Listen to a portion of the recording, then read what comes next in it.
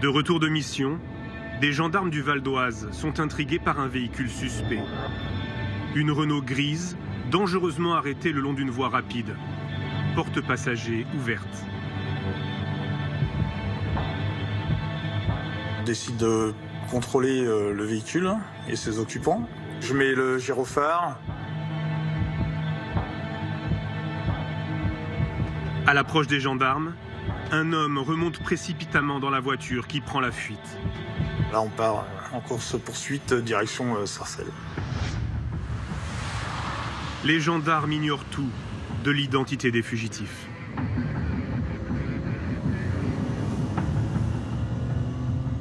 Là, je me dis que j'ai affaire à des gens, oui, qui feront tout pour essayer de nous semer.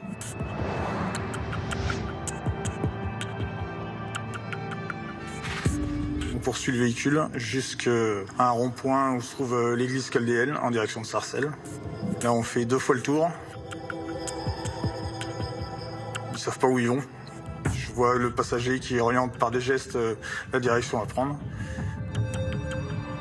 400 mètres plus loin, un feu rouge bloque la circulation.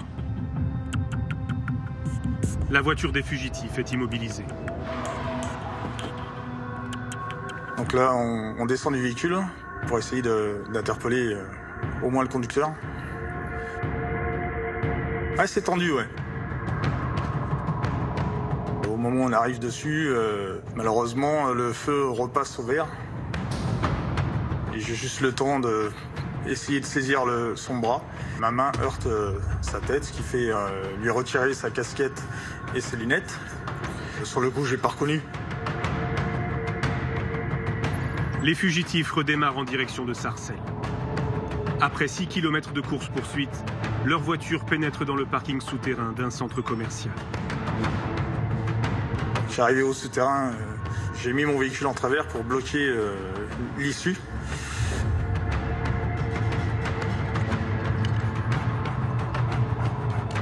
On ne sait pas à qui on a affaire, on ne sait pas s'il y a des armes.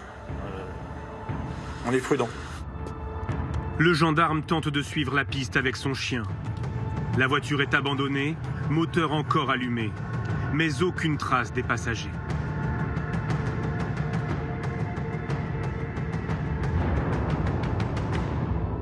Il faut attendre le soir et l'identification par la vidéosurveillance pour que le gendarme comprenne qu'il a failli arrêter par hasard le fugitif le plus célèbre de France.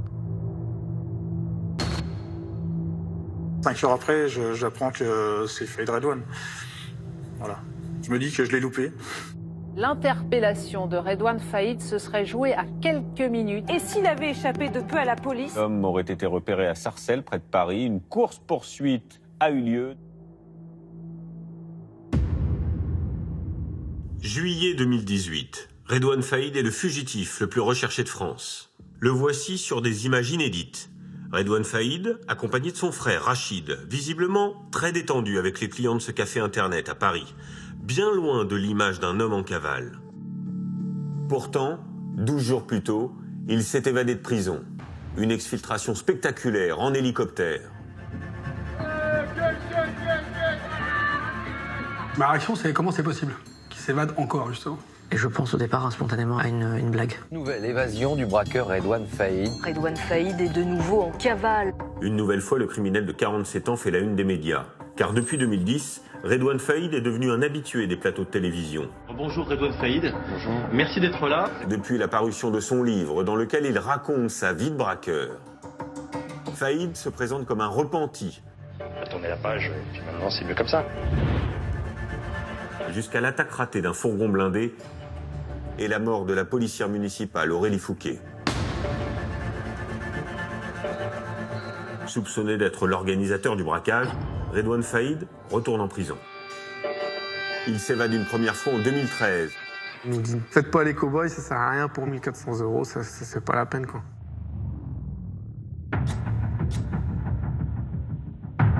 Une deuxième en 2018 et renforce ainsi sa réputation de roi de la belle. Vous laissez femme et enfants et c'est parti pour 3 mois intenses. Comment les autorités ont-elles traqué le fugitif? Pour quelqu'un qui s'était évadé le 1er juillet, dormir en forêt, ça veut dire que vraisemblablement il n'y a pas beaucoup de moyens financiers derrière. On identifie parmi les vêtements retrouvés un t-shirt orange qui était porté par Redouane Faïd au moment de son évasion. Ce qui a attiré notre attention, c'était la corpulence et la taille des individus qui portaient les burqas, qui manifestement n'étaient pas des femmes. Y a-t-il eu des défaillances de l'administration pénitentiaire? Madame la ministre, quand une telle faillite est ressentie comme inévitable, c'est qu'il y a quelque chose qui ne va pas. Comment un pistolet automatique et des explosifs en quantité peuvent se retrouver dans une prison sécurisée. Donc là, on sait très bien que, de toute façon, on nous attend à l'orée du bois, c'est évident. Je souhaite tirer toutes les conséquences qui devront en être tirées. Grâce à des témoignages exclusifs, Cellule de crise vous plonge au cœur de la traque de l'homme le plus recherché de France.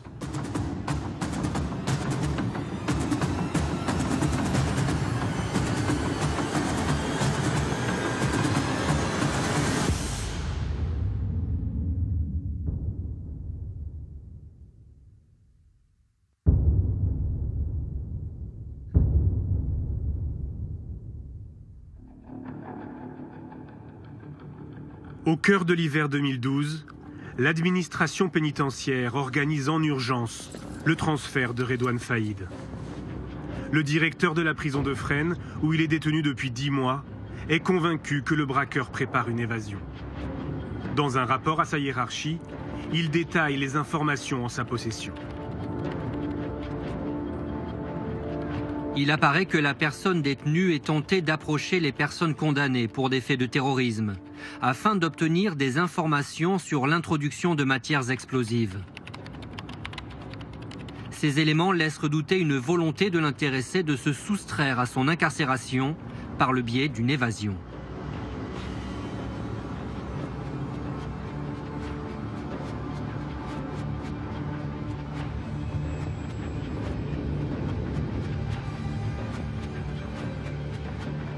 Les autorités choisissent de transférer Redouane Faïd à la prison de l'Île-Sequedin. Un établissement ouvert en 2005 et réputé sécurisé. C'est un établissement qui est doté de miradors, qui est doté d'un système de vidéoprotection. C'est un parc pénitentiaire qui est en capacité de garder des profils sensibles, voire lourds.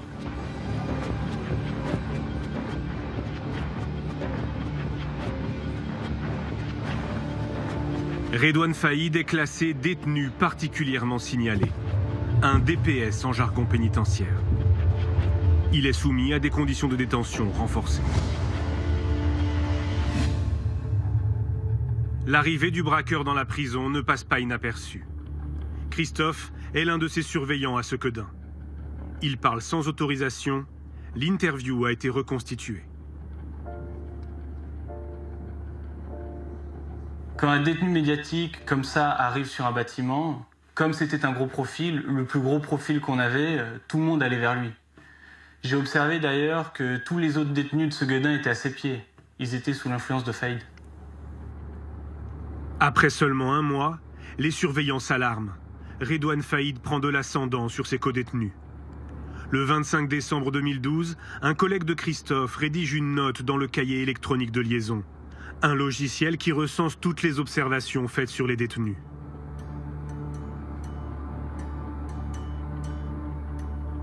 Il passe son temps à discuter énormément avec la personne détenue BS, mais également FA.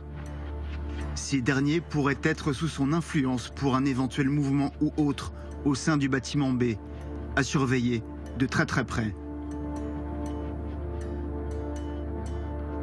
Malgré cette alerte, progressivement, la tension des surveillants se relâche.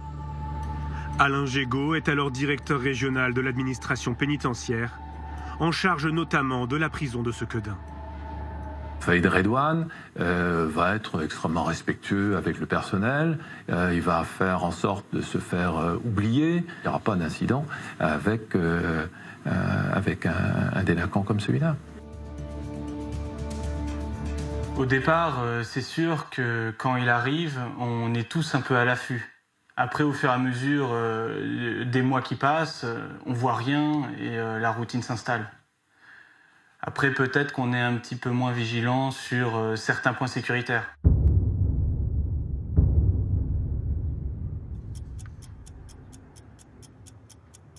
Depuis 4 mois et demi, Redouane Faïd est un détenu exemplaire.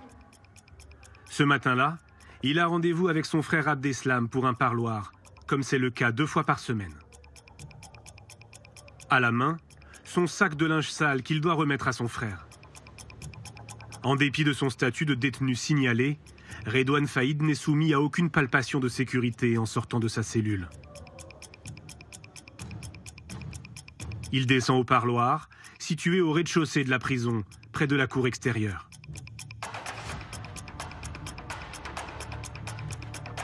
Là, avec d'autres détenus, il attend d'être appelé par les surveillants pour rejoindre son frère dans un box.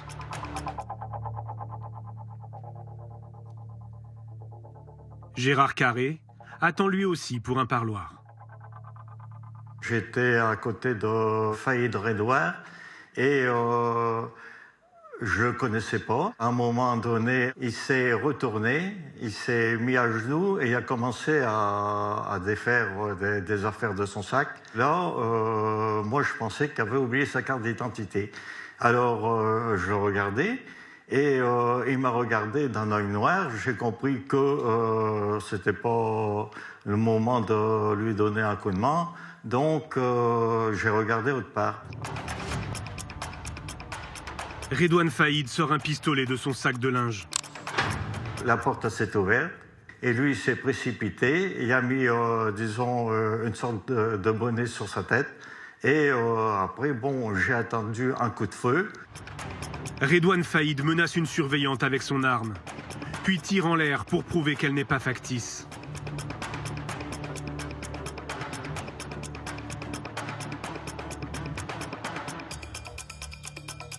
Du côté famille, Isabelle attend dans un box pour une visite. Tout d'un coup, j'entends il est armé, c'est une prise d'otage. Voilà, donc là, je me dis oui, enfin, qu'est-ce qui se passe enfin, voilà. Et puis, j'ai vu passer une personne avec une arme sur la tempe d'une autre personne. Avec 3 surveillants sous la menace de son arme, Faïd prend la direction des parloirs. Miguel Langlais, surveillant à Sequedin, commence sa journée de travail. Il va se retrouver pris au cœur de l'évasion. Et là, j'entends la chef qui dit c'est une prise d'otage, c'est Faïd. Dès que j'ai entendu Faïd, tout de suite, on comprend que c'est pas faux et puis il va se passer quelque chose. Je me dis pas que je peux être en danger. Je me dis, faut que j'y aille, je sais pas, c'est l'instinct professionnel. Redouane Faïd se dirige vers la salle d'attente des familles, qui donne directement sur la cour intérieure de la prison. Il détient 3 surveillants en otage. Depuis la fenêtre du couloir, Miguel Langlais observe la scène. Il y a une petite lucarne, et là je vois qu'à l'intérieur, il est en train de mettre quelque chose sur la porte en face. Et là, il me voit, et il me dit, écoute, t'es là, tu restes là. À ce moment-là, vous savez que vous avez une personne armée en face de vous, et vous connaissez le pédigré du bonhomme, vous me dites, je pense que ça va faire mal. De son sac, Redouane Faïd sort un pain de plastique qu'il pose sur la porte, puis il écarte les surveillants. La porte explose et il y a un bout de serrure qui passe à 10 cm de ma jambe. La première explosion, elle me surprend parce qu'on ne bouge pas les oreilles. J'ai jamais entendu une explosion aussi forte, à part les pétards. Donc je me dis, ça y est, on y est, quoi. Hein. Ça n'existe pas que dans les films, quoi. Redouane Faïd se retrouve dans la cour intérieure avec ses 4 otages. Il emprunte le chemin dédié aux familles qui rendent visite aux détenus. Il sait où il doit aller, exactement où il doit aller. On n'a même pas besoin de lui dire voilà, il sait exactement où il doit aller. Alain Gégaud est chez lui lorsqu'il est prévenu de l'évasion par le directeur de la prison de Sequedin. Moi, pour ma part, je suis informé dans les 7-8 minutes qui suivent le début de l'évasion. La première question que je me suis posée, c'est comment un pistolet automatique et des explosifs en quantité peuvent se retrouver dans une prison sécurisée. Préfet, police, gendarmerie, l'alerte remonte jusqu'aux plus hautes autorités. Lorsque les premiers policiers arrivent sur place, l'évasion est toujours en cours. Les instructions sont claires. Aucune action avant l'arrivée du GIPN, le groupe d'intervention de la police nationale.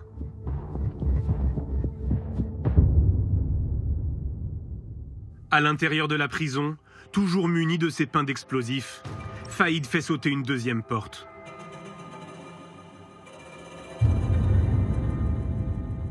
Il nous dit, faites pas les cow-boys, ça sert à rien pour 1300 ou 1400 euros, c'est pas la peine, quoi. C'est pas la peine. Pensez à votre famille, à vos enfants. Enfin, il nous fait comprendre que ça sert à rien de faire le héros, quoi. Le braqueur et ses otages arrivent à la troisième porte. Les surveillants des Miradors sont armés. Pour éviter d'être pris pour cible, le détenu demande aux otages de former un bouclier humain autour de lui.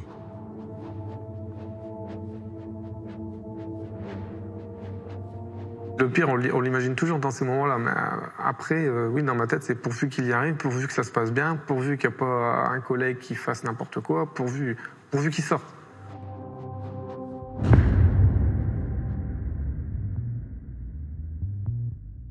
Redouane Faïd fait sauter la dernière porte, celle qui le conduit à l'extérieur de la prison. 24 minutes se sont écoulées depuis le début de la prise d'otage. Le braqueur se retrouve face aux policiers. Les premiers intervenants sont là. Ils assistent en fait à la fin de l'évasion.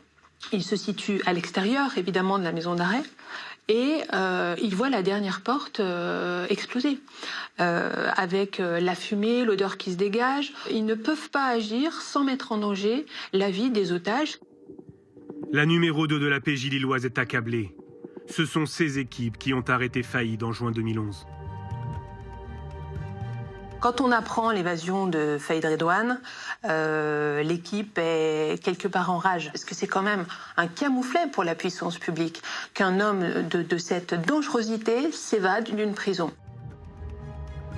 Le braqueur et ses otages longent la prison en courant sur 500 mètres, jusqu'à un pont situé sous l'autoroute. Là, un complice attend Faïd dans une voiture.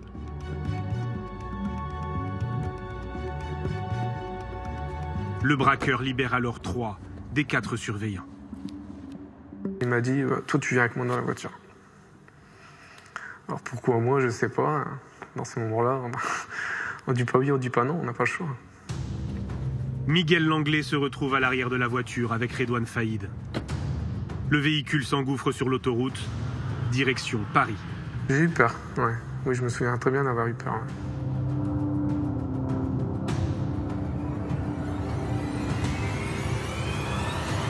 Là, je lui dis, me lâche pas dans une banlieue ou un truc comme ça, parce que en uniforme, ça va pas le faire, quoi.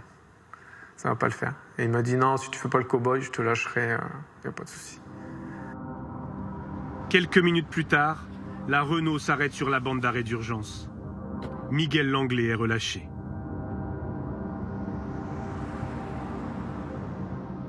Ah là, tout fait fondre. On pense à tout, on pleure. Hein, là, on est soulagé, mais tout se ressasse, quoi. Tout revient, et puis on s'effondre. On pense aux enfants, on pense à tout, quoi. Là, c'est dur. Hein.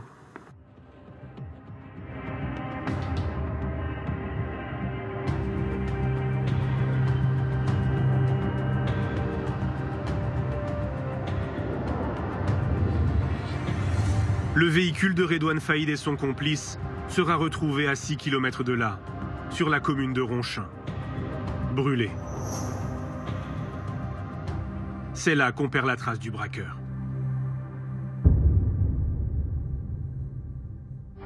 Mais tout d'abord donc cette évasion spectaculaire ce matin, détenu issu du grand banditisme. Le braqueur Redouane Faïd s'est enfui de la prison en utilisant des explosifs et en prenant 5 personnes en otage.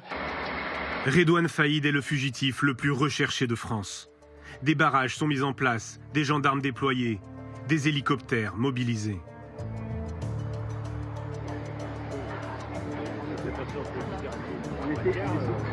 On a encore quelques espoirs de récupérer dans les minutes ou dans les heures qui suivent, c'est une course contre la montre, le fugitif. Les hommes de la police judiciaire de Lille sont les premiers mobilisés. Mais la traque s'étend à tout le pays. À Nanterre, l'Office central de lutte contre la criminalité organisée est mobilisé lui aussi. 130 policiers spécialisés dans le grand banditisme. Frédéric Douady est alors le patron de la Brigade nationale de recherche et d'intervention. La BRI est le bras armé des enquêteurs. Dans les premières heures, il peut se trouver dans un gîte à 10 minutes de la maison d'arrêt de Sequedin, comme avoir pris un avion à Bruxelles et être parti à l'autre bout du monde. Les policiers s'intéressent à tous les membres de son entourage qui ont la capacité de l'aider pour une évasion et une cavale. Vincent est le chef d'enquête. Il souhaite préserver son anonymat pour son travail de terrain. On va fonctionner par système de cercle. D'abord, l'environnement proche, famille, femme, enfant, puis la famille, puis les cercles professionnels ou criminels. Ce qu'on travaille évidemment dans ce genre de cas, c'est les parloirs. Et c'est la raison pour laquelle, dès la matinée, sont placés en garde à vue les 2 individus qui avaient des parloirs réguliers avec Faïd Redouane, un de ses frères aînés, Abdeslam, et un de ses neveux. La piste familiale ne donne rien. Abdeslam Faïd, le frère de Redouane qui l'attendait au parloir, est rapidement mis hors de cause. Des centaines de policiers sont à l'heure qu'il est aux trousses de Redouane Faïd depuis son... Cette traque a une particularité qui change la donne. Elle est suivie en direct par les médias.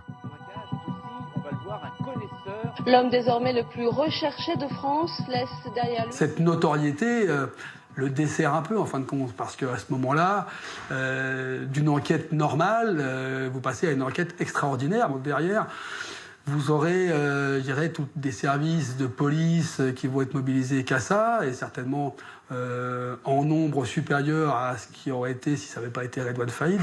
Donc sa priorité, ça va être de rester dissimulé, ça va être de passer sous les écrans radars.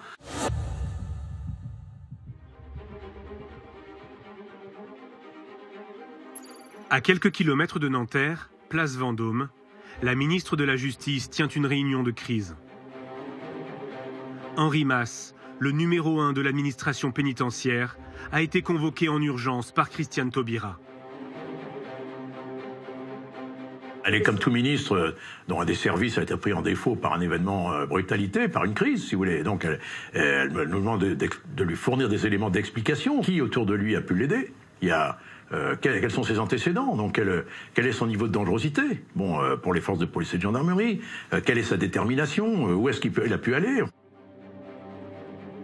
Pour Christiane Taubira, l'évasion de Redouane Faïd tombe mal. La ministre de la Justice planche depuis plusieurs mois sur une vaste réforme pénale qui défend des peines alternatives à la prison. Ses détracteurs l'accusent de laxisme et l'évasion à coups d'explosifs d'un détenu comme Faïd leur donne du grain à moudre. Et puis elle décide d'aller à Lille, ce que nous faisons immédiatement ensemble.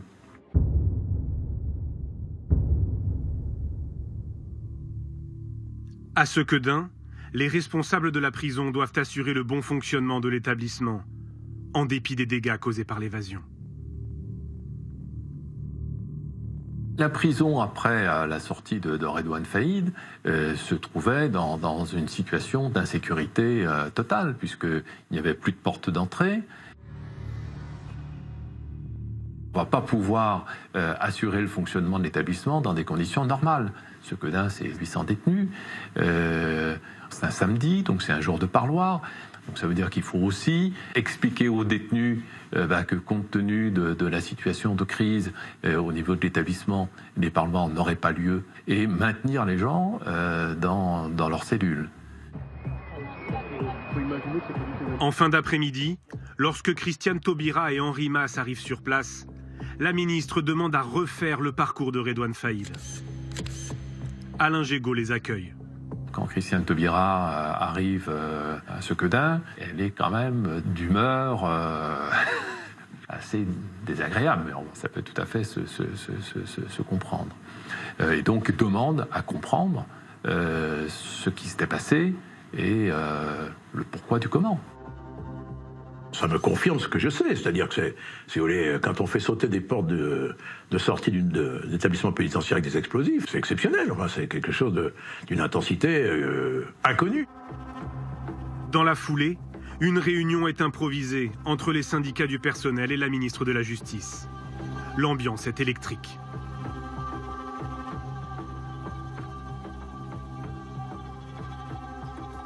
Stéphane Le Serre, représentant local des surveillants, est sur place depuis le matin.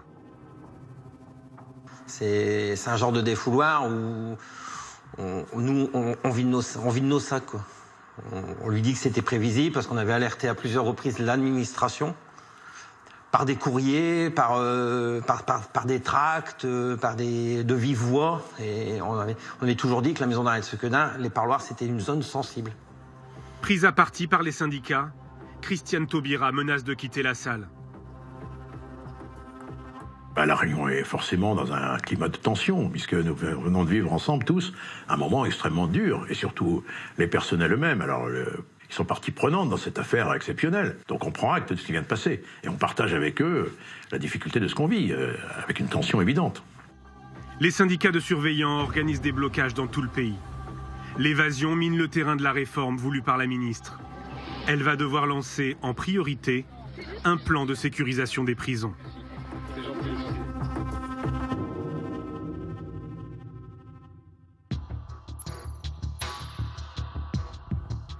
À Nanterre, pour retrouver le fugitif le plus recherché de France, les policiers déploient d'importants moyens de surveillance. Une cinquantaine de personnes sont mises sur écoute. Plus de 4 millions d'appels et de SMS sont analysés, sans aucun résultat. On a une constante, c'est-à-dire des fausses informations diffusées par ses proches ou par lui-même, aux fins d'orienter les enquêteurs sur l'étranger.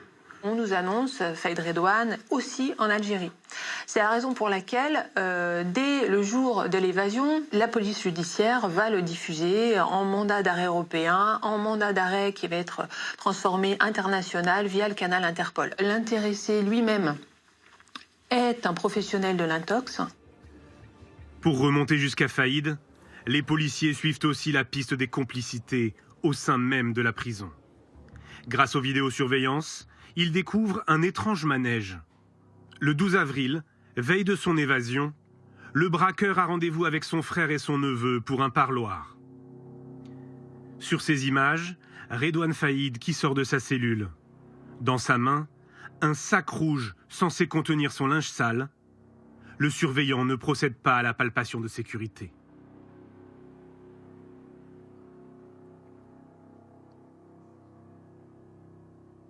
Faïd salue des détenus, puis entre dans le local d'entretien dont l'accès lui est normalement interdit.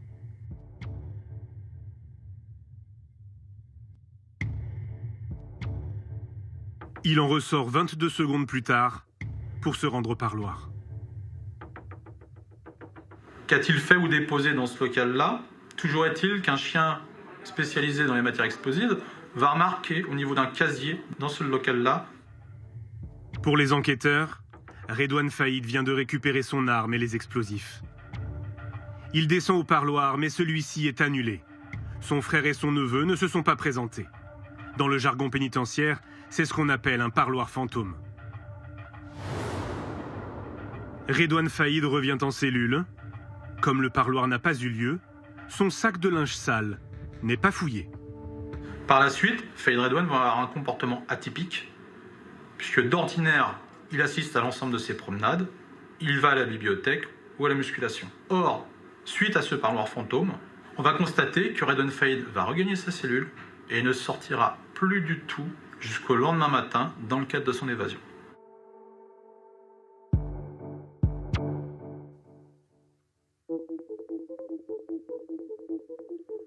Les policiers placent en garde à vue le surveillant présent ce matin-là. Confronté aux images de vidéosurveillance, il reconnaît des erreurs. Vous me demandez pourquoi je ne suis pas intervenu. Sur la palpation, je reconnais, je ne l'ai pas fait parce que j'y ai pas pensé. Sa présence dans le local d'entretien, je n'ai pas fait gaffe qu'il est entré dans cette pièce. Ça aurait dû m'interpeller. J'aurais dû m'en rendre compte. Comment expliquez-vous cette succession d'anomalies? La routine, erreur de ma part. Ce qui est incroyable, c'est que le gardien n'ait rien vu. On a l'impression qu'il est totalement berné par Redouane Faïd. Il n'y a pas que les surveillants pénitentiaires qui se sont laissés berner par Redouane Faïd. La hiérarchie, elle aussi. En fait, 2 jours avant l'évasion, une commission DPS s'est réunie. Elle devait statuer sur Redouane Faïd. Alors, dans cette commission, il y a le procureur, les services de police, les services de gendarmerie et bien sûr la direction de la prison. Et à aucun moment, un risque d'évasion de Redouane Faïd n'a été évoqué. Est-ce que depuis, l'administration a reconnu ses erreurs ? Alors, elle a reconnu des fautes individuelles, mais elle n'admet officiellement aucune défaillance de l'institution. Écoutez le directeur régional de l'époque, Alain Gégaud. Le type, il est seul en cellule. Sa cellule fait l'objet de contrôles réguliers. Il est pris en charge quand il y a des mouvements à l'intérieur de la prison, quand il sort. Qu'est-ce que vous voulez faire de plus par rapport à la prise en charge d'un détenu ? Ça, c'est pour la théorie, mais dans les faits, des défaillances, oui, il y en a eu. En fait, Redouane Faïd a été soumis à un régime de détention plus strict. Sa cellule devait faire l'objet de contrôles et de fouilles réguliers. Il devait lui aussi systématiquement être soumis à des palpations de sécurité en sortant de cellule ou en revenant de Paloire. Et ça, ce n'était pas toujours fait. Mais ça ne suffit pas en fait à expliquer l'évasion et les policiers restent persuadés que si une arme et des explosifs ont pu rentrer dans la prison, c'est grâce à une complicité interne.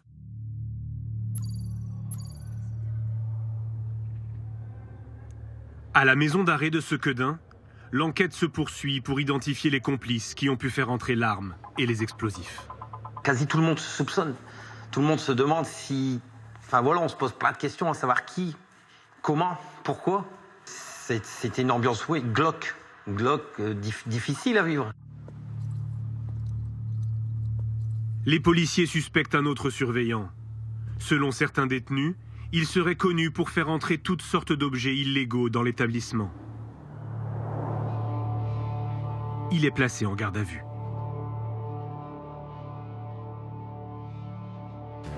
Réfléchissez bien. Ne pensez-vous pas qu'il serait temps de nous dire tout ce que vous savez sur l'évasion de Faïd Redouane? J'ai jamais rentré des explosifs et des armes pour Redouane Faïd. Avez-vous fait rentrer autre chose que armes ou explosifs? Oui, de la viande, des produits d'entretien, du parfum, des shampoings et aussi des cigarettes. Le surveillant sera révoqué, mais pas condamné. Les enquêteurs n'ont ni aveu, ni preuve d'un lien direct entre lui et l'évasion de Redouane Faïd. L'enquête sur les complicités au sein de la prison piétine. Mais la traque va connaître une brusque accélération.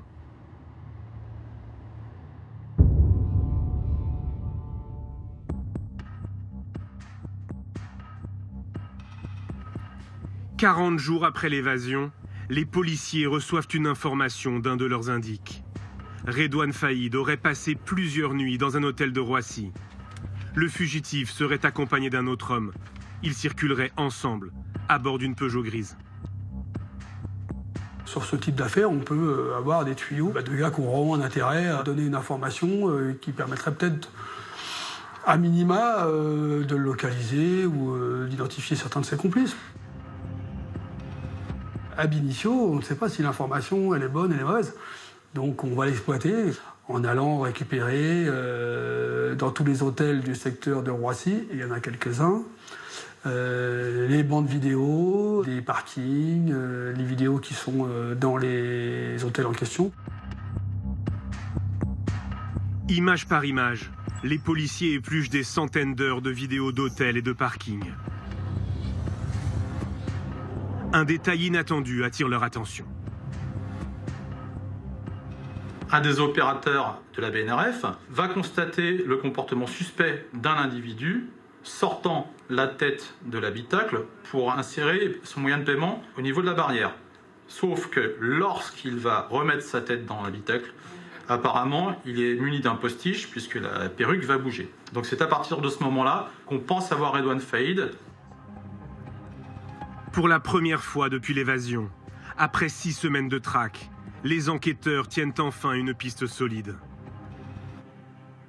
À votre avis, on est content ou on n'est pas content? Évidemment qu'on est content. Entre le moment où on exploite ta vidéo et le moment où on se dit que c'est lui, il n'y est plus. D'accord, il n'est plus à l'hôtel, hein. Il ne nous attend pas, pieds et poings liés, en se demandant pourquoi on met autant de temps à venir le chercher. Donc, ça veut dire qu'on a, oui, on avance, on a un fil à tirer.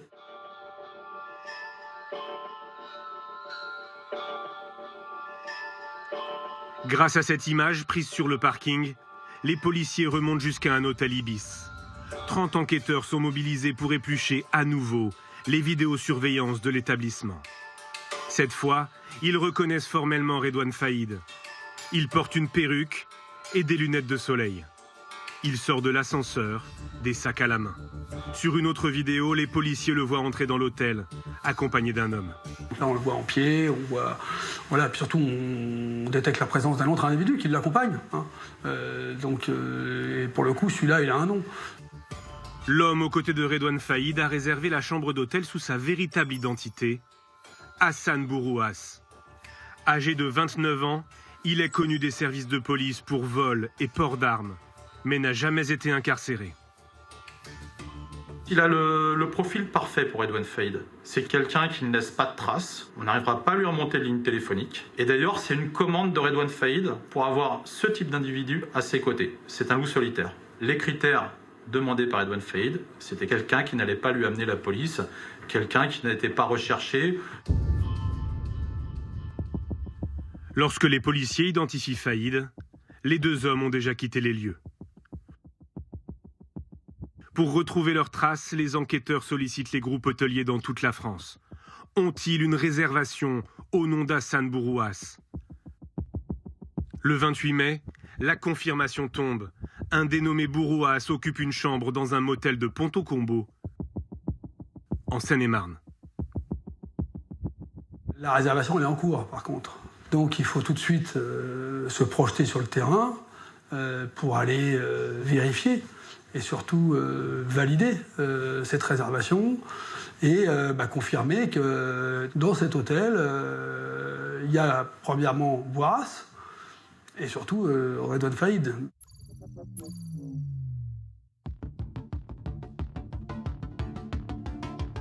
Un important dispositif de surveillance est mis en place. Une trentaine de policiers planquent dans des voitures sur le parking. Ils se font passer pour des clients ou du personnel de l'hôtel. Ils guettent le retour de Redouane Faïd et d'Hassan Bourouas. À 22h40, les 2 hommes regagnent leur chambre. Leur présence sur place est confirmée par des policiers en civil. Voilà, on est suffisamment bien placé pour confirmer que c'est bien lui qui utilise cette chambre et avec son homme de confiance. Donc une fois qu'il est dans la chambre d'hôtel, il y est. Donc il ne ressortira pas. La BRI nationale demande des renforts au PJ de Versailles et de Lille. Une centaine de policiers est sur place. Légalement, la police ne peut pénétrer dans un appartement avant 6h du matin. Mais dans les affaires de grand banditisme ou de terrorisme, les juges autorisent des assauts au milieu de la nuit. Le feu vert tombe par email à 00h45.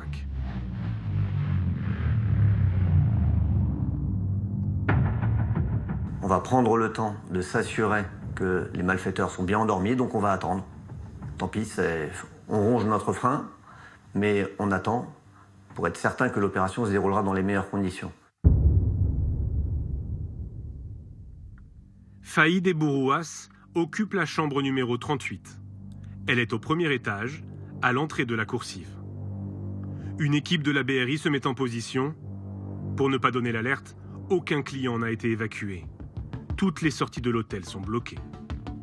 On va encercler l'immeuble pour permettre ensuite à la colonne d'intervention de venir se positionner, mais au préalable, on a évité tout risque de fuite. Donc, quand on est appelé sur ce genre d'événement, on a forcément une petite appréhension. C'est one shot, hein. C'est pas, on n'a pas le droit à un coup d'essai et puis on ne peut pas se reprendre si jamais on a loupé. Non, il faut être sûr notre coup, quoi. Après 46 jours de traque, la BRI donne l'assaut. La progression est annoncée par la colonne, qu'elle monte dans les escaliers, qu'elle s'approche de la porte, qu'elle va pénétrer dans les lieux. Bon, évidemment, il y a le top interpellation qui est annoncé au moment où la porte est ouverte. On a quelques secondes de silence et puis l'annonce du résultat de l'opération. Objectif serré, interpellé, et c'est surtout sans incident. L'opération a duré quelques secondes. Aucun coup de feu n'a été tiré. Redouane Faïd n'oppose aucune résistance. Il a vite compris qu'il ne pouvait pas jouer. Il sait qu'il ne pourra pas s'échapper. La différence d'individus qui pourraient être radicalisés, de malfaiteurs jusqu'aux boutistes, on sait que Redouane, s'il a une porte de sortie, il va essayer de l'utiliser. S'il y a un petit trou de souris, il va vouloir le prendre. Mais là, il ne peut pas. Donc, comme il n'a pas envie de mourir, il ne fait rien.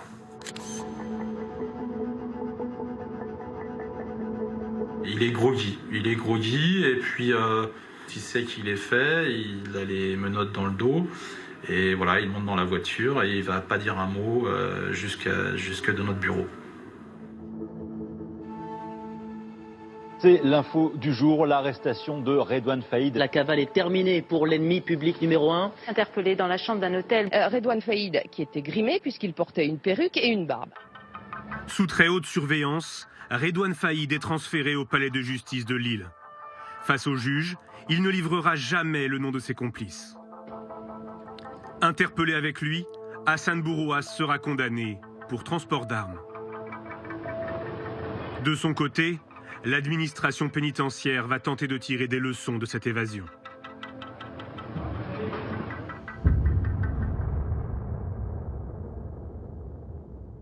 Vous découvrez les images de la garde des Sceaux, la ministre de la Justice. C'est tout de même assez exceptionnel de voir Madame Taubira entrer à l'instant dans le studio d'Europe 1 pour répondre dans quelques minutes aux questions de Jean-Pierre Elkabbach dans ce drôle de décor, Maxime. Oui. Pendant 6 jours, Christiane Taubira ne s'exprime pas publiquement sur l'arrestation.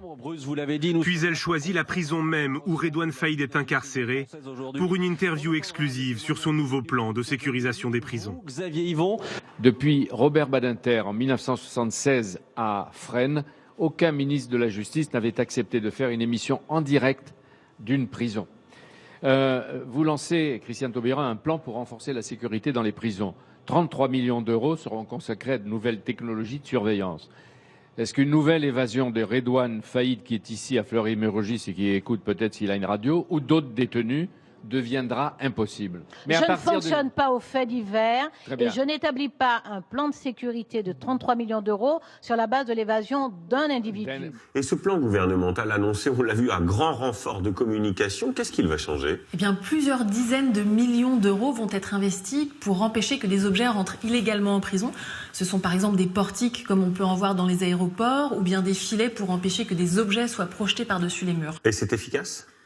Apparemment non, puisqu'à Condé-sur-Sarthe, il y a quelques semaines, la compagne d'un détenu a fait entrer illégalement un couteau en céramique avec lequel 2 surveillants ont été agressés. Ce plan, il vient aussi renforcer les mesures de sécurité encadrant les DPS, les détenus particulièrement signalés. En fait, l'évasion de Faïd a révélé des pratiques très différentes en fonction des établissements. Donc un nouveau texte va venir harmoniser et renforcer ces mesures de sécurité. Bien, on imagine qu'avec toutes ces mesures, ce plan, ces millions qui sont investis, une évasion de Redouane Faïd est désormais impossible. En théorie, oui, et pourtant, il va y parvenir en organisant lui-même sa propre exfiltration.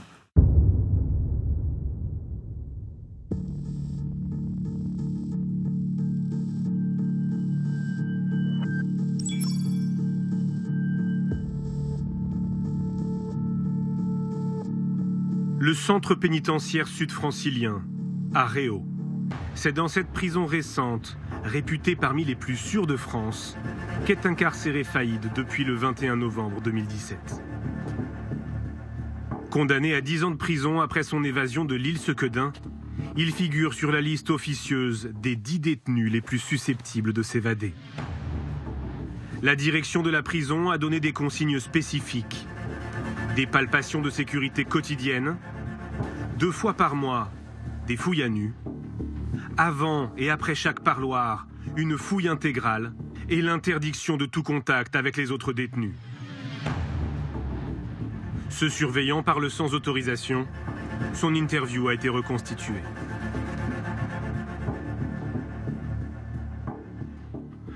Quand il allait au téléphone, tout son secteur était bloqué.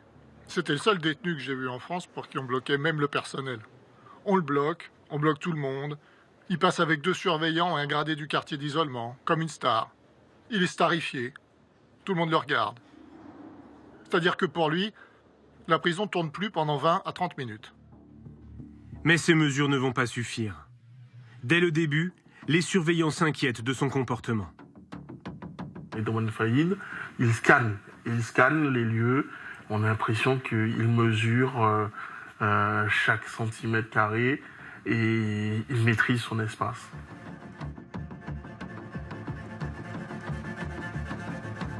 Faïd, c'est lui qui nous observait en fait. Il prend ses marques, il prend ses repères, il s'habitue.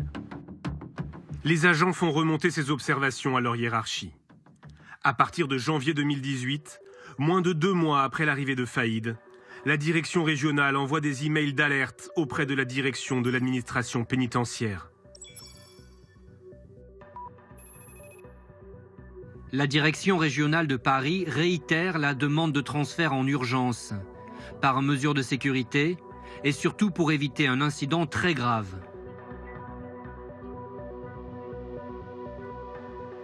Pendant 6 mois, des messages toujours plus alarmistes réclament le départ de Faïd de la prison de Réau, sans réponse de la direction centrale.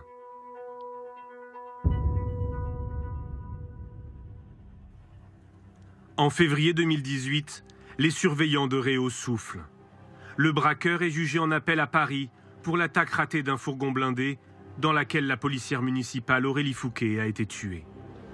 Le temps du procès, Faïd est transféré à Fleury-Mérogis.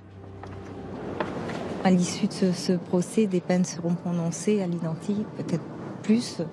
Voilà. Après, nous, ce que nous aurions souhaité, ce sont des aveux, mais je pense que nous ne les obtiendrons pas. Redouane Faïd est condamné à 25 ans de prison pour association de malfaiteurs. Il se pourvoit en cassation.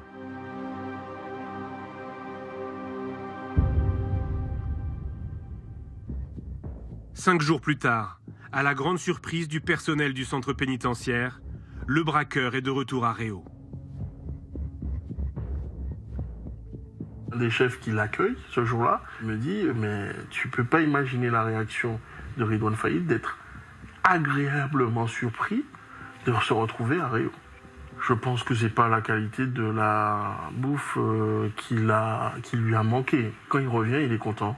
Il est content parce qu'il est dans un environnement qu'il maîtrise. Dans un lieu connu, c'est plus facile de préparer quelque chose d'illicite. Moins de 15 jours après le retour de Faïd à Réau, la direction régionale redemande par email son transfert à l'administration centrale. Il a déjà repéré toutes les failles de la structure et la connaît trop bien maintenant. Nous savons par expérience que c'est juste une question de temps. Le 22 juin, après de nombreuses relances, la direction de l'administration pénitentiaire finit par répondre. Le transfèrement aura lieu dans le courant du mois de septembre. Cette réponse provoque la colère de la direction régionale. Je considère votre décision très dangereuse pour le centre pénitentiaire sud-francilien, pour le personnel et pour l'ordre public.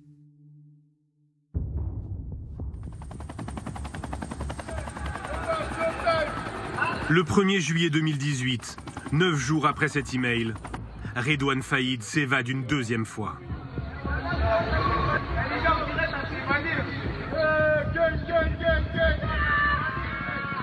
Je reçois un coup de téléphone de mon adjoint chef de service qui me dit en ces termes Faïd s'est barré. La spectaculaire évasion. L'évasion du braqueur Redouane Faïd. Je reçois un SMS sur un des téléphones qui me dit Redouane Faïd s'est évadé. Et je pense au départ spontanément à une blague. Et ensuite je regarde le deuxième téléphone et là je vois que j'ai une vingtaine d'appels en absence. Et donc là je comprends qu'il y a un énorme problème. Redouane Faïd s'est enfui de la prison de Réau à bord d'un hélicoptère. C'est un petit peu l'incrédulité quand même qui m'envahit. Parce que c'est un détenu particulièrement surveillé. Les questions sur son évasion sont nombreuses. Ma réaction, c'est comment c'est possible qu'il s'évade encore, justement. Et d'un autre côté, alors qu'on est condamné à 25 ans de réclusion criminelle, comment ne pas envisager la suite de sa vie qu'au travers d'une évasion? Redouane Faïd est de nouveau en cavale.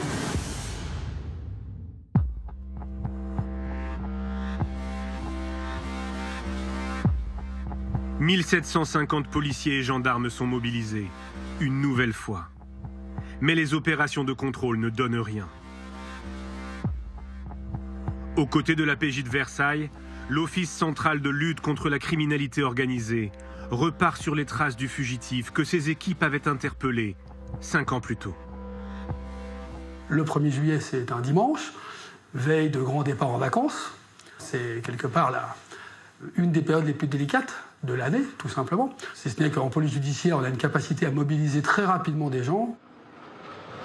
Rapidement, on a toute la brigade qui est dépêchée sur place, tous les enquêteurs qui sont disponibles, qui d'initiative vont aller travailler. Au bas mot, on est entre 80 et 100 enquêteurs de police judiciaire qui rapidement sont envoyés, dépêchés sur les différentes scènes de crime. Et voilà, c'est reparti. Donc, direction le service, vous laissez femmes et enfants, et c'est parti pour 3 mois intenses. Place Vendôme, le cabinet de la ministre Nicole Belloubet est submergé par de fausses rumeurs. Youssef Badr, le porte-parole du ministère, doit les désamorcer.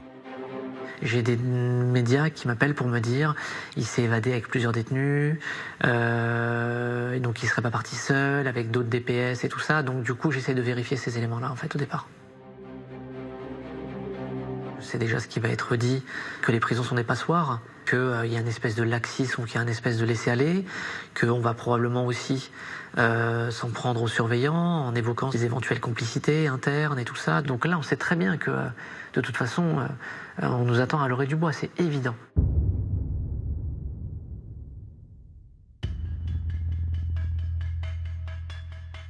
En fin d'après-midi, le 1er juillet, la ministre se rend à Réau. Venu lui aussi soutenir les surveillants, le syndicaliste Régis Grava l'interpelle sur les demandes de transfert de Faïd. Je dis à la ministre, il y a des éléments qui prouvent clairement qu'il y avait quelque chose qui se préparait et les agents vont remonter. Maintenant, qu'ont fait vos services? Donc sa réponse est une réponse politique. Si on pouvait vraiment prévoir avec certitude, où elle dit qu'elle acquiesce, mais à mi-mot, et elle est super gênée par ça. Devant les journalistes, Nicole Belloubet ne met pas en avant la question des transferts, mais confirme une faille dans la sécurité de la prison. Nous avons là un commando qui sans doute avait repéré les lieux par le biais de drones. L'enquête judiciaire qui est en cours le dira certainement, et qui a donc conduit à cette évasion tout à fait spectaculaire en permettant à un hélicoptère de se poser sur la seule cour de la prison qui n'était pas couverte par des filins de sécurité. En fait, la première faille qui est identifiée, c'est ça. Et la première question que se pose la ministre, c'est de se dire pourquoi il n'y a pas de filin anti-hélicoptère dans la cour d'honneur. On découvre juste qu'en 2011, lorsque l'établissement est livré, en fait, les filins anti-hélicoptères sont prévus dans le cahier des charges. Donc ils sont prévus sur la cour d'honneur. On ne saura jamais parce qu'on n'y était pas, mais on ne saura jamais pourquoi ils n'ont pas été installés. La garde des Sceaux livrera l'explication 2 mois plus tard, devant une commission de l'Assemblée nationale. Elle est plutôt embarrassante pour l'administration pénitentiaire. Ils n'ont pas été posés à la demande de l'administration pénitentiaire. Il a en effet été considéré à l'époque que cette cour d'honneur était un lieu où les détenus ne circulaient pas. Un détenu ne naît dans la cour d'honneur qu'au moment où il rentre dans la prison et où il en sort, ou pour les extractions. Ça n'était à l'époque pas perçu comme un risque. Dès les premières heures, les policiers analysent les appels de tous les téléphones mobiles à proximité des zones traversées par le commando. Ils repèrent 5 téléphones actifs pendant l'évasion. Ils n'émettront plus aucun signal par la suite. Ces téléphones sont ceux des complices de Faïd. Leurs déplacements permettent de reconstituer l'organisation très minutieuse de l'exfiltration. Les policiers espèrent ainsi remonter jusqu'aux fugitifs.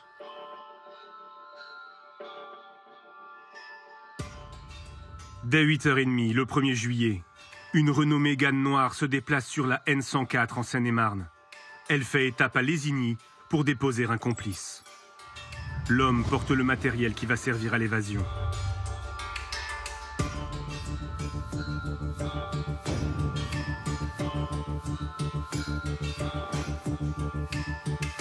La voiture dépose ensuite les 2 autres complices près de l'aérodrome de Logne. Se présentant comme un père et son fils, les 2 hommes prétendent venir pour un vol d'initiation. Ils insistent pour voler en Alouette, un vieil appareil capable de transporter 4 passagers, en plus du pilote.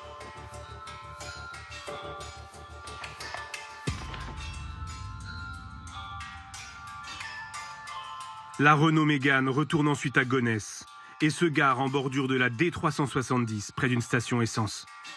C'est là que l'hélicoptère déposera Redouane Faïd et les membres du commando, après l'évasion.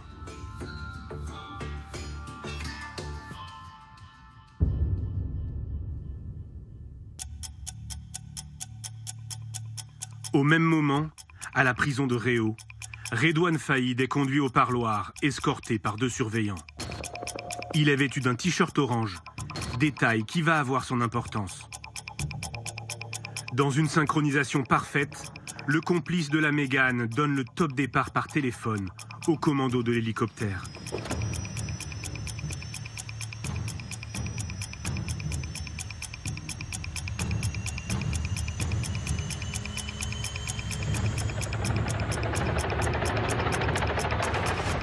L'appareil détourné se pose à Lésigny. Le 3e complice monte à bord. Dans son sac, une disqueuse, des cagoules, des brassards de police et des armes.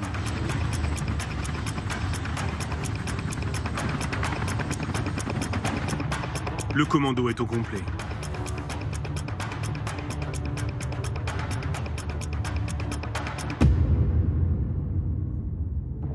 À 11h18, l'hélicoptère arrive au-dessus de la prison de Réau.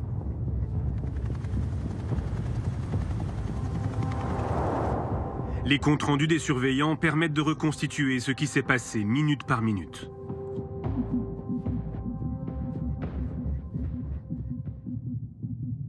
À 11h18, au poste central d'information, une surveillante est alertée par un son inhabituel.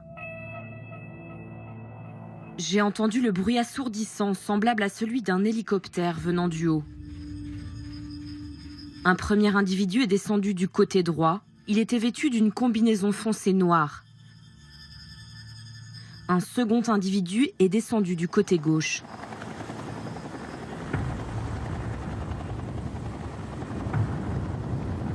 J'ai aussitôt appelé la police par la ligne directe. Celle-ci était en dérangement. À la porte d'entrée de la prison, le surveillant-chef tente lui aussi de contacter la police. Sans succès.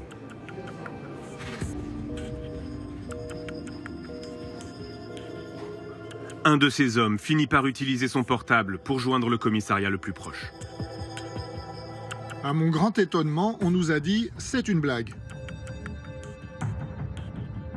Au bout du téléphone, un policier demande aux surveillants de décliner leur identité, leur adresse, leur fonction. Devant tant de questions, nous nous sommes énervés. Nous lui avons demandé de nous prendre au sérieux et de nous envoyer des renforts tout de suite. Il nous a dit de nous calmer car il suivait la procédure et nous a reposé les mêmes questions.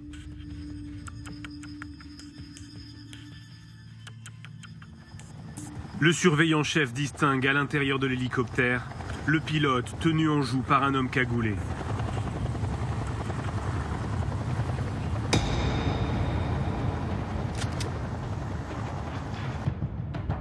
Les 2 autres membres du commando entrent dans la prison en découpant une porte réservée aux forces d'intervention.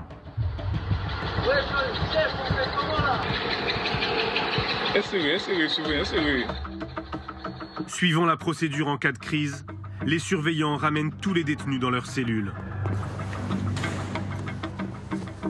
Mais pour Faïd, les consignes sont strictes. Il ne doit croiser personne lors de ses déplacements.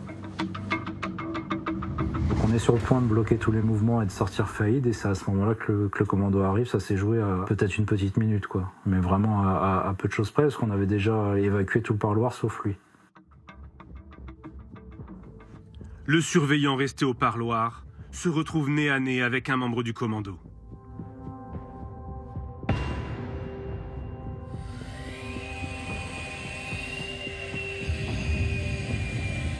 J'aperçois un individu cagoulé avec un brassard police qui coupe le pêne de la cabine. Cet individu ne m'a pas vu durant sa manipulation. Sans arme, le surveillant est dans l'impossibilité d'intervenir. Redouane Faïd et ses complices rejoignent l'hélicoptère.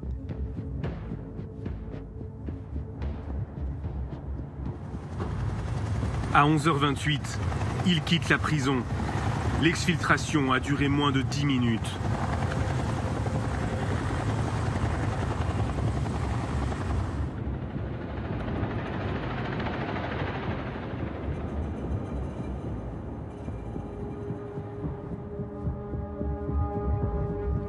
La police n'arrivera qu'après le décollage de l'hélicoptère.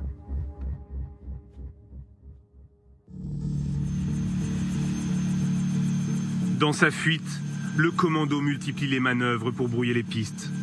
Après une 50aine de kilomètres de vol, l'hélicoptère se pose à Gonesse.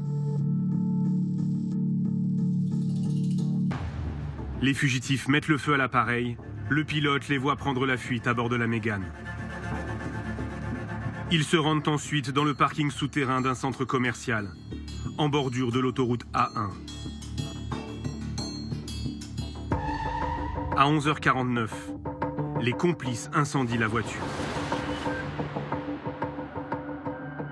Faïd monte dans une Kangoo blanche garée par un complice.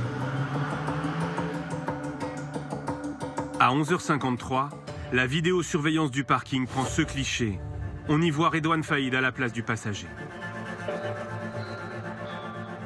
La Kangoo rejoint la 1 et remonte vers Senlis. À 12h11, les lignes téléphoniques des membres du commando cessent toute activité.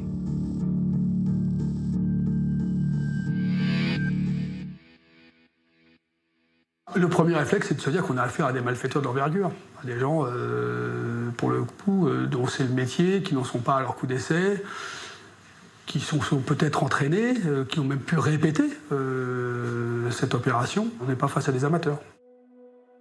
Les enquêteurs décortiquent ce qu'ils appellent les scènes de crime. L'hélicoptère retrouvé à Gonesse en partie brûlé. La Mégane utilisée comme voiture relais et abandonnée par le commando dans le centre commercial, elle aussi calcinée. La Kangoo blanche retrouvée brûlée dans l'Oise, moins de 24 heures après l'évasion. L'ensemble de l'opération a été mené en moins de 5 heures. Aucun coup de feu n'a été tiré. C'est une évasion sans aucun coup de feu, sans aucune résistance. Effectivement, ça peut paraître surprenant, mais les surveillants pénitentiaires ne sont pas armés. Alors depuis peu, certains syndicats réclament des tasers, mais le ministère de la Justice campe sur ses positions. En fait, ce qu'ils craignent, c'est qu'en cas d'évasion ou de mutinerie, ça se termine en bain de sang. Alors, il y a bien des surveillants qui sont armés, ce sont ceux qui sont dans les miradors, mais ils ont interdiction de tirer sur un hélicoptère en vol. Écoutez les explications du ministère de la Justice. C'est la loi. En fait, on ne peut pas tirer sur un hélicoptère en vol. Et l'hélicoptère fait un vol stationnaire. Si vous tirez, ça veut dire que quelque part, vous sacrifiez aussi les gens qui sont dedans. Or, avec le commando, je crois qu'il y a le pilote, il me semble. Et je pense que les surveillants aussi ne savent pas qui est dedans. Ils peuvent imaginer tous les scénarios possibles. Il y a peut-être des gens qui ont été pris en otage, on ne sait pas. C'est ce qui permet d'expliquer l'évasion de Redouane Faïd, le fait que les surveillants et les surveillantes ne soient pas armés. Alors c'est plus complexe que ça. Le cœur du problème, c'est ce transfert de Redouane Faïd qui n'a jamais eu lieu malgré les nombreuses alertes de la direction régionale. Oui, les échanges de mails qui demandaient ce transfert de prison n'ont pas donné lieu à un transfert effectif. En effet, chacun se rejette la faute et dans cette administration réputée pour son mutisme, les fuites vont se multiplier. Dès le lendemain de l'évasion, le 2 juillet, le Figaro va révéler en partie cet échange de mails.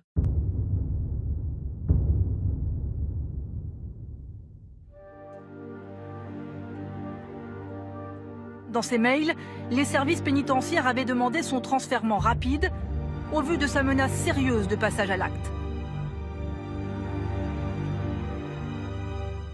Là, vous avez des échanges de mails qui sortent dans la presse, où tout le monde se tourne vers nous pour nous dire attendez, regardez, on nous avait alerté, on vous avait informé, et vous n'avez rien fait.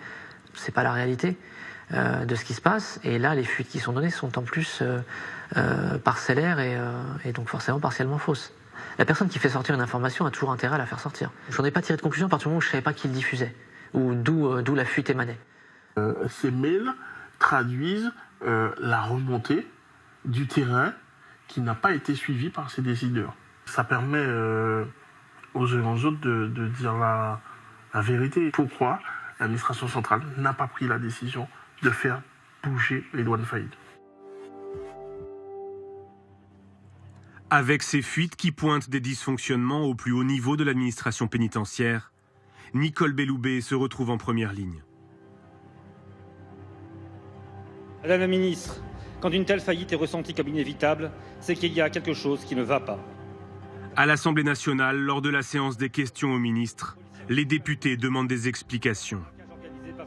Il y a pu y avoir des erreurs et les informations de la presse de ce matin, une demande sans suite de transfert vers un centre mieux sécurisé, nous interroge. Nous voulons savoir ce que vous comptez faire pour tirer les conséquences de cette évasion. La parole est à Madame Nicole Belloubet, garde des Sceaux, ministre de la Justice. Je souhaite porter un regard clinique sur cette évasion et je souhaite tirer toutes les conséquences qui devront en être tirées. Je dis bien toutes les conséquences, y compris pour mesurer les défaillances et prendre les éventuelles sanctions qui s'imposeraient si cela est nécessaire. Au-delà des erreurs individuelles, ce qui est pointé dans cette affaire, c'est la responsabilité de toute l'administration pénitentiaire. Oui, nous nous sommes procuré cet échange de mails et nous avons le fin mot de l'histoire. Alors, face à la colère de la direction régionale, l'administration centrale propose finalement de transférer Faïd à Fleury-Mérogis. Sauf que Fleury, c'est une prison qui est surpeuplée. Salah Abdeslam y est incarcérée. Elle a été ébranlée par le suicide de détenus, mais aussi de surveillants. Et surtout, Faïd la connaît déjà. Donc c'est l'impasse et aucune solution alternative n'est proposée. Alors cette question des transferts, elle va être le révélateur de sérieux dysfonctionnements au sein de l'administration. Et Nicole Belloubet, la ministre de la Justice, va bien être obligée de les reconnaître. Écoutez-la. L'inspection relève une difficulté de ce point de vue. Autrement dit, une insuffisante réactivité des gens qui sont aujourd'hui à l'administration centrale et qui ne répondent peut-être pas avec la réactivité suffisante à ce type de détenus à risque.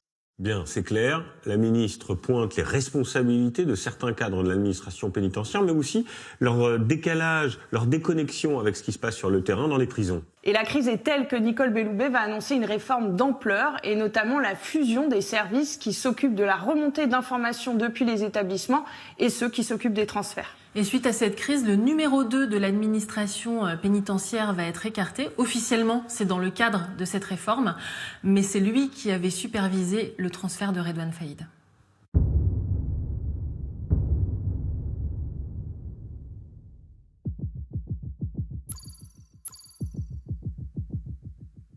Pendant que le ministère de la Justice fait face à la polémique, à Nanterre, le numéro 2 de la police judiciaire se plie à l'exercice d'une conférence de presse. Je ne suis pas habilité à vous parler du fond de l'affaire, évidemment. Philippe Vérony s'exprime rarement sur une enquête en cours. Mais la police veut montrer que la traque de Faïd est une priorité. Les premières constatations laissent à penser que le commando était composé d'environ 4 ou 5 personnes. Non identifiées, je m'empresse de le dire évidemment. En fait, un premier membre du commando est sur le point d'être identifié. Rapidement, les enquêteurs abandonnent la piste de complicité dans le grand banditisme. Selon eux, le fugitif Faïd attire trop la lumière. Dans les jours qui vont suivre, ça va être la piste familiale qui va se décider concernant Redouane Faïd. Il n'y a pas de bandits ou de malfaiteurs qui ont voulu s'associer à son projet d'évasion, parce qu'ils doivent se douter qu'à côté du moment où il aura réussi à s'évader, il aura sur le dos tous les flics de France. Donc tous ceux qui seront dans son entourage et qui auront été associés seront dans la nasse et seront dans les mailles du filet et seront levés un jour ou l'autre.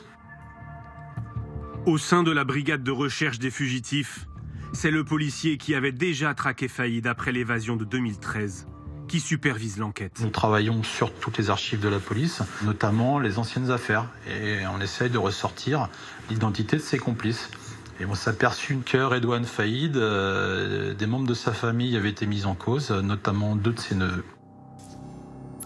Des frères de Faïd et certains de ses neveux sont connus des services de police. Il faut tisser une toile d'araignée, essayer de s'assurer que les gens qu'on cible sont bien là. S'ils sont pas là, on est en droit de se dire qu'ils sont peut-être du coup avec Redouane. Bon, on va s'intéresser du coup à leurs proches, à proprement parler, les frères, les cousins, les oncles, les tantes, les neveux. La plupart habitent la région de Creil, dans l'Oise. Des écoutes téléphoniques sont lancées, les policiers se déploient dans la ville. Un travail de filature très délicat. Chaque cible mobilise 5 à 7 policiers. Ils savent tous qu'à un moment ou à un autre, ils risquent d'être surveillés par la police. Donc on est obligé d'engager beaucoup de fonctionnaires de façon à ce que ce ne soient pas toujours les mêmes qui soient au contact et qu'il puisse y avoir une rotation, je dirais, dans les surveillances qui vont être exercées. Les enquêteurs vont donc désormais se concentrer sur les membres de la famille de Redouane Faïd. Ils vont se focaliser en fait sur 2 frères, les 2 frères qui rendent le plus souvent visite à Redouane Faïd en prison, Brahim Faïd et Rachid Faïd.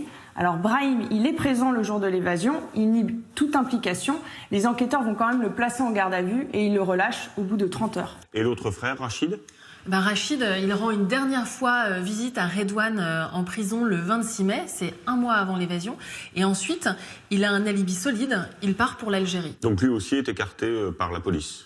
Pas tout à fait, parce qu'en fait, les enquêteurs s'aperçoivent qu'il a un 2e passeport, qu'il a réservé des billets pour rentrer en Europe en multipliant les escales. Ils perdent sa trace à Amsterdam, mais ils sont convaincus que le jour de l'évasion, il était bien présent en France. Et ça va se confirmer, ça, par la suite ? Un élément vient confirmer cette thèse, l'ADN retrouvé sur le parcours du commando, et il correspond bien à celui de Rachid Faïd. C'est un point important et une sacrée avancée pour l'enquête, car désormais les enquêteurs, la police, sait que Rachid Faïd était présent au moment de l'évasion. Ils vont décider en fait de ne pas rendre l'information publique parce que ce qu'ils espèrent, c'est que Rachid Faïd les conduise jusqu'à son frère Redouane.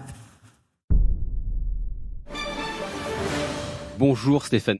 Bonjour Jérôme. Vous êtes pilote d'hélicoptère. Nous découvrons votre voix, votre visage aussi. On a beaucoup parlé de vous depuis dimanche dernier, depuis cette évasion spectaculaire de Redouane Faïd. Ils me font descendre de l'hélicoptère, ils me prennent en joue avec des armes et des coups de crosse et m'expliquent ce qu'on allait faire et leur choix d'aller aller chercher un ami à la prison de Réau. Et ils m'expliquent qu'il faut que j'obtempère et que je fasse bien mon travail, sinon ma famille serait certainement menacée et que quelqu'un était devant chez moi. Le récit de la prise d'otage est précis, mais pour les enquêteurs, des questions persistent.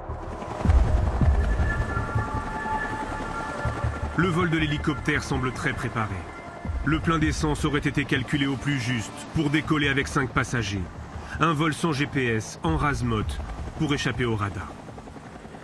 Le commando a-t-il été aidé par un expert? Un autre élément intrigue les enquêteurs. Une proche du pilote a échangé des lettres avec Faïd jusqu'en 2016.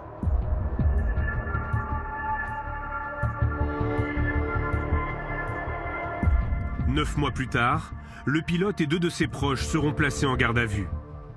Mais visiblement, aucun élément ne prouve une implication dans l'évasion. Aucune charge n'est retenue. Ils sont tous relâchés.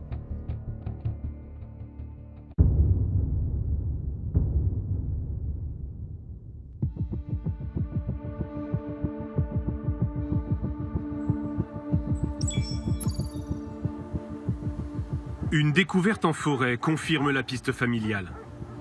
Les enquêteurs mettent la main sur du matériel utilisé par les malfaiteurs lors de l'évasion.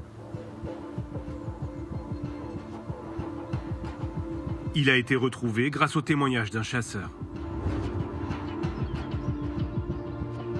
C'est quelqu'un qui a pour habitude de fréquenter cette forêt, qui est témoin d'un manège un peu suspect, qui voit des gens qui à l'heure à laquelle il les croise, manifestement n'ont rien à faire dans ce secteur boisé à proximité de Creil, qui va passer son chemin, qui va y retourner par la suite et qui va tomber sur des effets vestimentaires.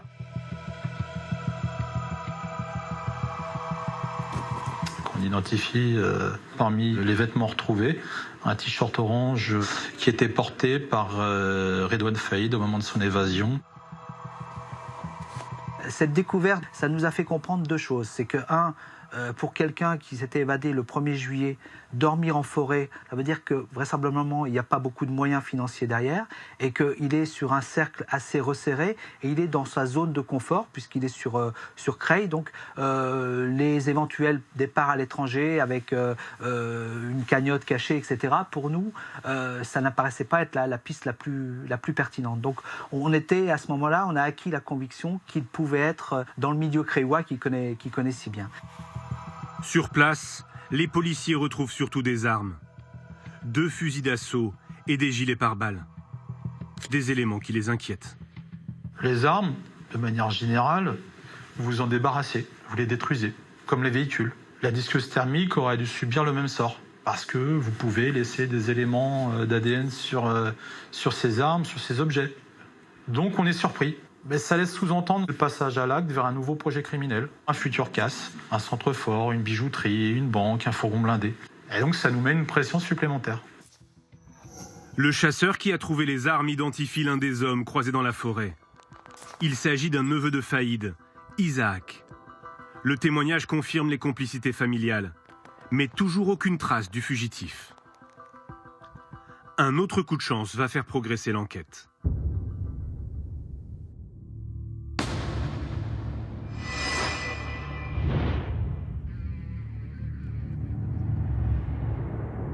Pris en chasse par une voiture de gendarmerie après un contrôle inopiné, Faïd et un complice se réfugient dans le parking d'un centre commercial. Ils parviennent à prendre la fuite à pied.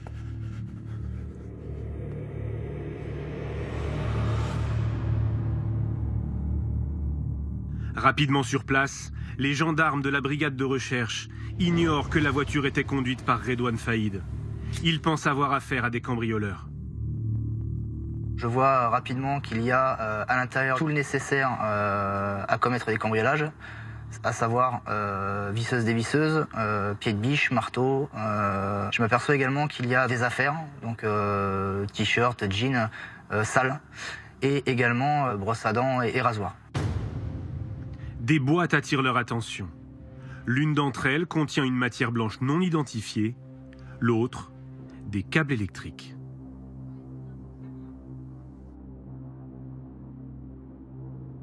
Et là, mon collègue me dit immédiatement, oh là là, attention, on dirait de l'explosif. Comme j'ai pas de formation en explosif, la crainte que j'ai à cet instant T, c'est que effectivement, que ça vienne exploser et qu'on dénombre pas mal de morts, étant donné qu'au-dessus du parking, on a quand même une salle de sport qui est bondée. On est au mois de juillet, donc il fait relativement chaud. Donc ouais, moi ma crainte à ce moment-là, c'est effectivement que la matière se dégrade et qu'elle vienne exploser. C'est la capitaine Marie Lenéillon qui lance l'évacuation. On est une trentaine de gendarmes qui arrivent quasi dans les 15 à 20 minutes. Donc on commence à faire un gel vraiment des lieux, à pousser les personnes. Et peu de temps après, je sais que la commissaire de Sarcelles arrive aussi avec un maximum de renforts. Et là, on a pu vraiment s'organiser pour vraiment interdire l'accès dans un rayon de 300 mètres, 400 mètres aux personnes, faire évacuer le McDonald's, faire évacuer la salle de sport.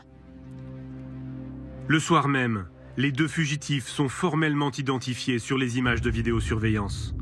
On y voit Redouane Faïd, la main dans un sac où il cache probablement une arme. Et derrière lui, son frère Rachid.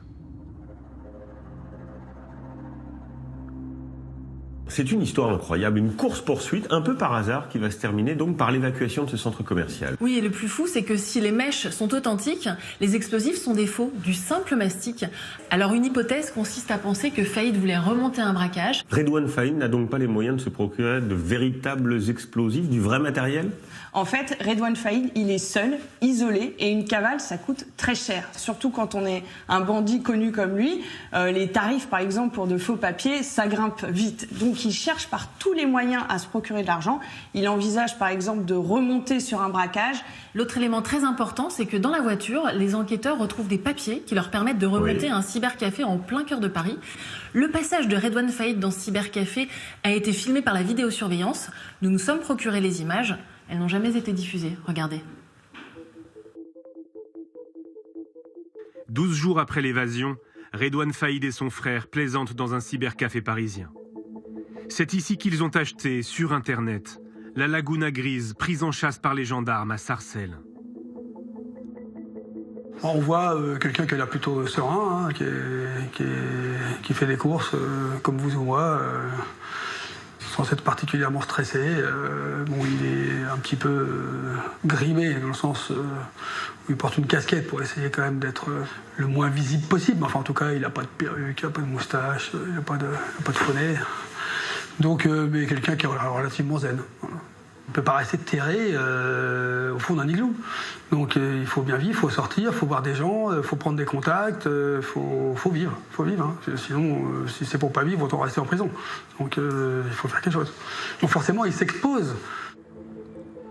Les policiers vont organiser des planques devant le cybercafé. Sans résultat. Mais une nouvelle fois, le fugitif va devoir s'exposer.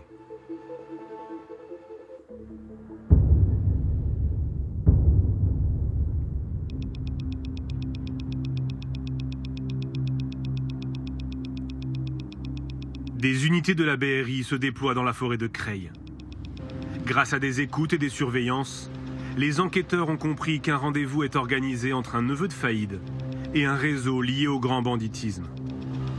Les policiers espèrent qu'il va déboucher sur une rencontre avec Faïd, qui recherche des soutiens logistiques ou financiers.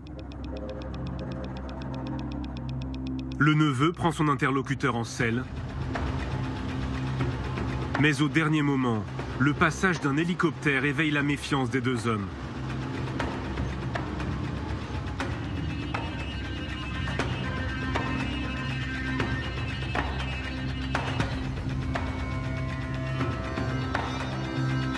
Le rendez-vous n'aura pas lieu. Le neveu fait demi-tour. Les policiers le laissent partir. Il est leur seul lien avec Faïd.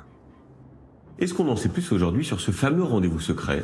En fait, cette information, elle n'était jamais sortie parce qu'on se trouve en pleine zone grise, celle des indiques, des informateurs de la police, et les enquêteurs veulent en dire le moins possible, tout simplement parce qu'en fait, les bandits étudient leurs méthodes pour mieux les déjouer ensuite. Et après ce rendez-vous, que devient le neveu ? D'une manière générale, en fait, les complices de Redouane Faïd se savent surveiller, ils redoublent de prudence, et malgré les énormes moyens mobilisés, les heures d'écoute, de surveillance, l'enquête piétine. Les policiers, ils vont explorer toutes les pistes. Alors, il y a un chauffeur de taxi qui leur parle d'une conversation qu'il a entendue dans sa voiture. Une journaliste qui tenterait d'avoir rendez-vous avec Redouane Faïd. Alors, ce qu'ils vont faire, c'est avec l'accord des juges d'instruction, ils vont placer cette journaliste sur écoute et il y aurait même eu des filatures. Ce qui va poser question parce que ces pratiques sont contraires aux règles du secret des sources. Oui, d'ailleurs, sa chaîne BFM TV a annoncé son intention de porter plainte. Et cette piste du taxi, elle va mener à quelque chose ? Cette piste, elle ne va mener à rien. En fait, la traque, elle est au point mort. Donc les policiers vont accentuer la pression sur l'entourage de Faïd pour faire un peu bouger les lignes et ils vont cibler tout particulièrement sa famille.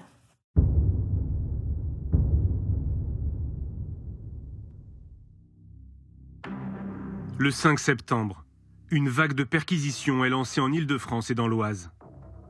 Les policiers cherchent à mettre la pression sur l'entourage de Faïd, dans l'espoir que l'un des proches sous surveillance commette une erreur.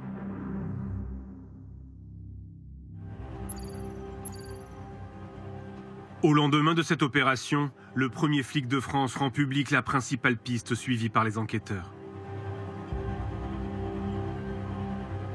Gérard Collomb, ministre de l'Intérieur et des Relations avec les cultes, bonjour. Gérard. Bonjour. Perquisition, opération de police dans l'Oise, hier dans plusieurs villes, Creil, Méru, Compiègne. On pense qu'il est effectivement réfugié dans sa proximité, dans les lieux qu'il connaît bien, où il a un certain nombre de parents, d'amis, et donc c'est là que les policiers cherchent pour pouvoir l'arrêter.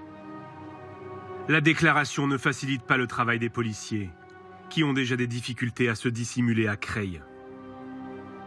C'est une petite ville, tout le monde se connaît, une petite ville dans laquelle il y a plusieurs quartiers difficiles, dans lesquels y rester longtemps est quasiment impossible. Si on reste trop longtemps dans ce genre de quartier, on est détecté, ce qui pourrait mettre à mal l'intégralité de l'enquête. À Creil, la BRI continue les planques et les filatures. Fin septembre, le changement de comportement d'un neveu de Redouane Faïd intrigue les policiers. Au gré de la surveillance d'un des membres de la famille, on s'aperçoit qu'il a des déplacements qui ne sont pas forcément très cohérents par rapport à ce qu'on peut penser de son activité quotidienne, qui consistait d'ailleurs à rester majoritairement dans sa cité. Ça va attirer notre attention et nous laisser penser que peut-être, à certains moments, il va pouvoir aller au contact de Redouane Faïd. Le téléphone du neveu leur permet de remonter jusqu'à un autre portable. C'est un téléphone qui avait une activité particulière, qui n'était allumé notamment que la nuit. Et donc les filatures engagées pour essayer d'identifier l'utilisateur de ce téléphone nous amènent à identifier un véhicule. Ce véhicule, il va nous amener à Creil et à un immeuble où on avait déjà en fait eu des informations sur la présence dans cet immeuble de manège un peu suspect.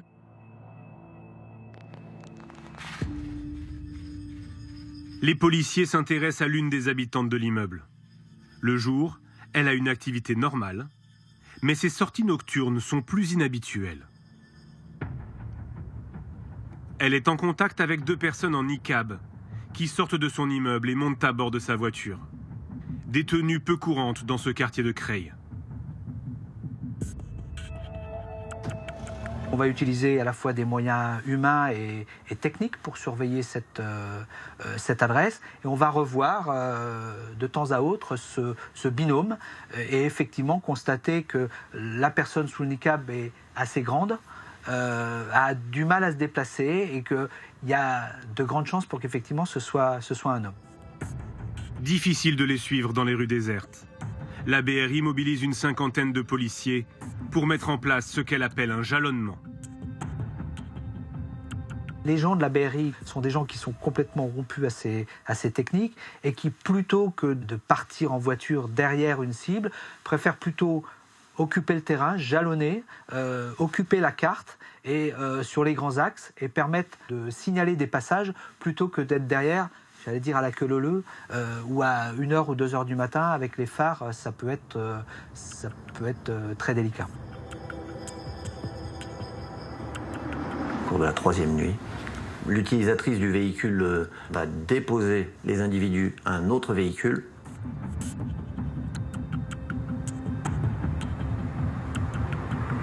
Et là, les individus auront enlevé leur burqa.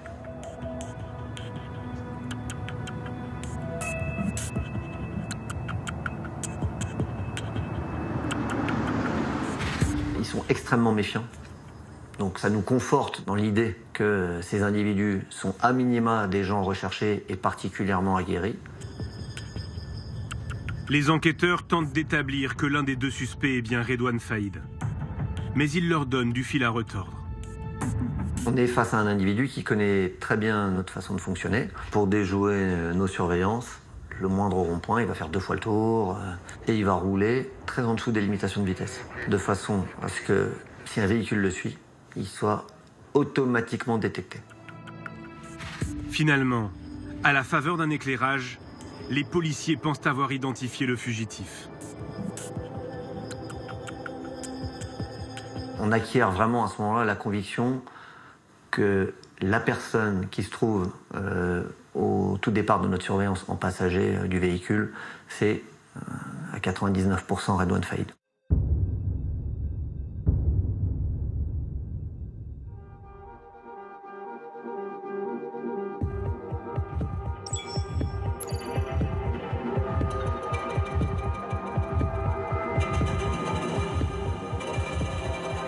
L'assaut est donné après 93 jours de traque.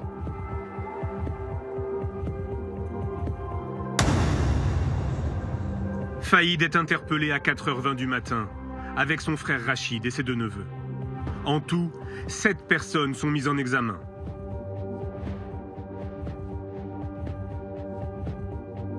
Comme en 2013 et la fin de sa première cavale, le chef d'enquête est sur les lieux.